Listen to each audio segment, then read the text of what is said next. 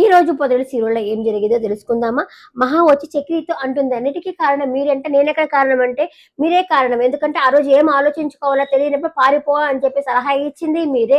ఎట్టు పోవాలో తెలియనప్పుడు గబగబా పోలీస్ స్టేషన్‌లోకి లాక్కెళ్ళింది మీరే. అందువల్ల మీరే దానికి సమాధానం చెప్పాలా అనేసి చక్రితో మహా అయితే అంటుంటుంది. ఇంకా పోలీస్ స్టేషన్ నుంచి కాలొస్తుంది. కాలొచ్చినప్పుడు వెంటనే మీరు ఇక్కడికి రావాలి. ఎందుకంటే మ్యారేజ్ సర్టిఫికేట్ వచ్చింది తీసుకెళ్ళాలి. ఇద్దరు కలిసి రావాలా అంటే, ఇప్పుడేంది నా తిడతా ఉంది. ఇప్పుడే వస్తుందో రాదో అనుకుంటా ఉంటాడు. ఇంక పోలీస్ ఉండేసి ఆ అమ్మాయి కళ్ళలో నుంచి నీళ్లు రానికుండా చూసుకోవాల్సిన బాధ్యత నీదే అని చెప్పేసి అని అంటాడు.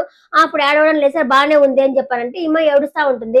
ఏడుస్తుంటే ఏడవబాకండి చూసేవాళ్ళు కూడా ఏమనుకుంటారు, నేను మిమ్మల్ని కొట్టాననుకుంటారు, ఏడవబాకండి అని చెప్పేసి అంటా ఉంటాడనమాట. ఆయన ఏడుస్తా ఉంటుంది. వాళ్ళ నాన్నకి బాగాలేదు కదా పాపము, చాలా బాధపడి ఏడుస్తా ఉంటుంది. ఇంకపోతే మా చక్రి వాళ్ళ నాన్న దగ్గరికి వాళ్ళ అక్క ఉంది కదా, అక్క అది చెల్లి. ఆ చెల్లి వచ్చేసి చూసారా నా శాపం ఎలా ఉంది, నా శాపం బాగా నెరవేరింది కదా, ఇప్పుడేం చేస్తావు, అట్లాగే ఇంకా రాను కూడా రాదులే ఆమె, నువ్వు అట్లాగే ఉంటావులే అని చెప్పేసి అంటా ఉంటుందన్నమాట. అంటా ఉండేసరికి అతను ఉండేసి చక్రి వాళ్ళ నాన్న ఉండేసి అంటాడు, అదేమీ లేదు ఆమె ఖచ్చితంగా వస్తుందిలే, ఇప్పుడు నీ మొగుడు దుబాయ్‌లో ఉన్నాడు కదా, ఒకసారి చూసుకున్నావా, వేరే వాళ్ళతో ఉంటా ఉన్నాడేమో నువ్వు చూసుకున్నావా, మందిని అనేటప్పుడు నువ్వు కూడా చూసుకొని మాట్లాడు అని చెప్పేసి వాళ్ళ చెల్లితో అయితే అంటా ఉంటాడు. ఇక వీళ్ళతో కార్లో అయితే వస్తా ఉంటారు కదా, వస్తా ఉండేసి వచ్చి మాట్లాడుతుందనమాట అక్కడ. వాళ్ళ అన్నయ్య దగ్గరకొస్తుంది. వాళ్ళ అన్నయ్య అంటాడు, "ఎందుకొచ్చావు నువ్వు ఇంట్లో నుంచి? బయటకి పో నువ్వు. ఎందుకొచ్చావు నువ్వు?" అని చెప్పేసి అంటా ఉంటే, "నేను నాన్నని చూడడానికి వచ్చాను. నాన్న ఇక్కడ లేరు. హాస్పిటల్‌లో ఉన్నారు. పో ఇక్కడి నుంచి" అంటే, నాకు వచ్చారు కదా పెళ్ళికొచ్చిన వాళ్ళంతా అక్కడే కూర్చొంటారు కదా! వాళ్ళేసి, "ఎందుకొచ్చావమ్మా నువ్వు?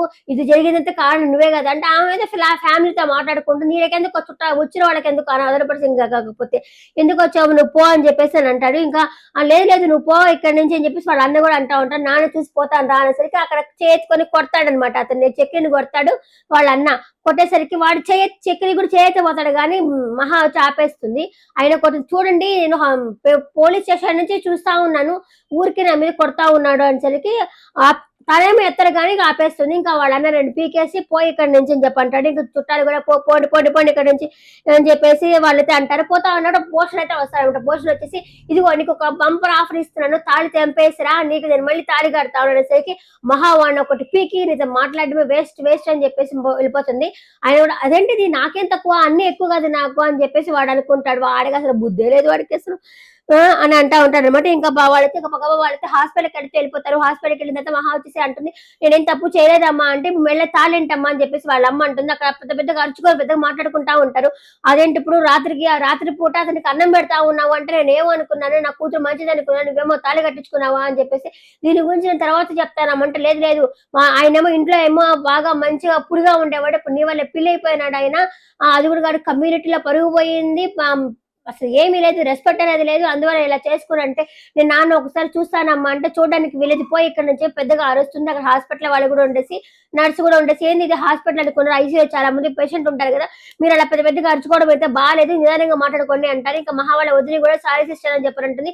మహాని కొంచెం సైడ్కి లాక్కెళ్ళిపోతుంది అనమాట. ఇక్కడ సైడ్కి రా మాట్లాడుకుందాం అని చెప్పి సైడ్కి లాక్కపోతే, వదిన నేను తప్పు చేయలేదు వదిన అంటే, అదంతా ఇప్పుడు తప్పు ఒప్పు చెప్పే పొజిషన్ లో నేను లేనమ్మా అని చెప్పేసి అంటుంది వాళ్ళ వదిన. అయినా సరే ఆయనకి బాగలేదు కదా అని చెప్పేసి అంటుంది. ఇంకా చక్రి మాట్లాడబోతాడు, మేడం అని మాట్లాడకపోతే, నువ్వు మాట్లాడే అర్హత నీకు లేదని చెప్పేసి అని అంటుంది. ఇంకా రేపటి ఎపిసోడ్ మనం ఏం చూడబోతున్నామా అంటే, వాళ్ళు రిసెప్షన్ చేయాలనుకుంటారు. ఎందుకంటే అందరూ ఒక్కొక్కరు ఒక్కొక్క మాట మాట్లాడుతూ ఉంటారు. అలాగే కన్నా కాలేజీ దగ్గరికి పోతే కూడా కన్నా కాలేజీలో ఫ్రెండ్స్ కూడా, అదేంటి మీ వదిన వెళ్ళిపోయింది కదా, ఇంకా రాదంట కదా అని చెప్పేసి అని అంటా ఉంటారు. వాళ్ళు అనుకుంటారు మన వదిన వచ్చిన వెంటనే రిసెప్షన్ చేయాలి, ఎందుకంటే అందరూ నోళ్ళు మూయిపించాలి అని చెప్పేసి అనుకుంటారు. అక్కడ కట్ చేస్తే మహా అంటుంది, నేను ఇది నిజమైన పెళ్లి కాదు అని మా ఇంట్లో తెలిసిపోతే ఇంకా ఇక్కడ రావాల్సిన అవసరం ఉండదు కదా అనేసి అంటుంది. మళ్ళీ మనకి రేపటి ఎపిసోడ్ చూడబోతున్నాం అనమాట. నా ఎపిసోడ్ చెప్పే రివ్యూ వచ్చిందని అనుకుంటున్నాను. ఫాస్ట్ గా చెప్పడానికి ట్రై చేశాను. ఇంకా వీడియోస్ నచ్చినట్టుగా లైక్ కొట్టి వీడియో చూడండి, అలాగే సబ్స్క్రైబ్ చేసుకోండి. Thank you for watching.